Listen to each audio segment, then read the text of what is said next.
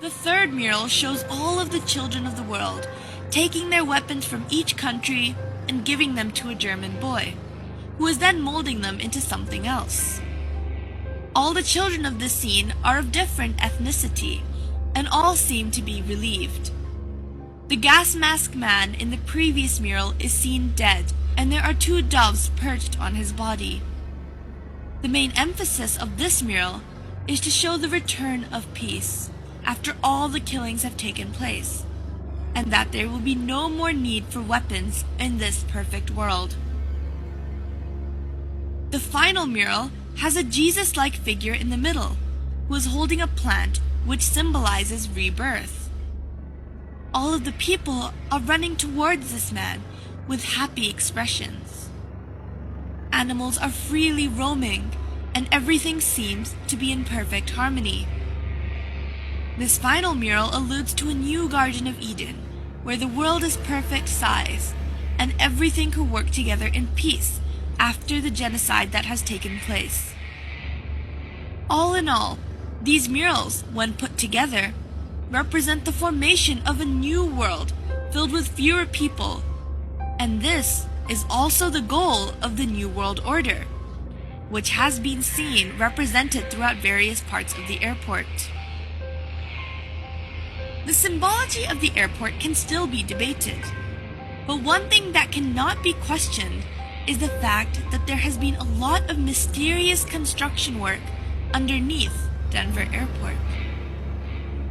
When first constructing the airport, there were originally 5 buildings, but out of the blue, the builders were ordered to bury the buildings underground because they were supposedly built wrong. Normally, a building that is built wrong would be demolished, but in this case it was not. This allowed for an underground base to be created. But there are still workers who are sent to work in these underground bases periodically. But when they are questioned about the nature of their work, they all refuse to comment. These underground bases have been going under more construction and now have underground tunnels that connect all the buildings together. According to a contractor, these tunnels have a strange sprinkler system that was added onto the roofs of the tunnel. But this sprinkler system has no valid use, as these tunnels are concrete and underground.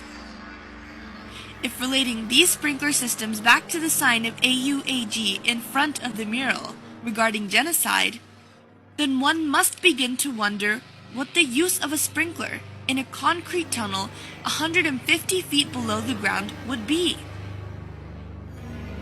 These underground bases appear to be holding rooms due to the sheer mass and size, and some say that they even allude to concentration camps. This is because, 1. These holding rooms have no purpose, and when the airport authorities were questioned, they say that they are merely being used for storage. And 2. All the barbed wire fences face the inside of the airport rather than facing the outside, which is what they usually do. This implies that they are trying to keep things in rather than keep things out. And 3. The sprinkler systems have no use, but they may be related to the deadly virus Australian antigen and the pursuits of the New World Order. People have attempted to argue that the underground bases are being used for storage, but one fact must be questioned, and that is, why is the underground base 88.5 square miles long? And why were the 5 buildings mysteriously buried? No airport has or needs that much storage room.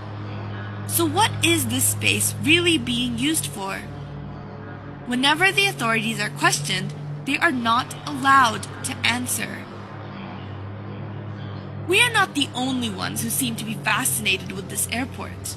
The Queen of England, alongside many other famous European royalty and politicians, are hurriedly buying property close to the airport under an alias.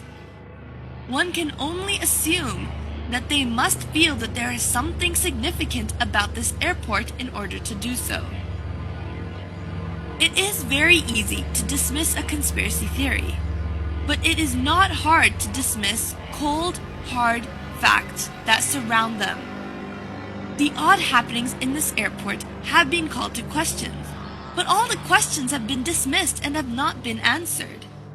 Is the New World Order really going to attempt to take over? And if they are, does that mean that our own government is involved? Research nowadays can only do so much. Now, only time will tell. This is Zara Malik, News and Views.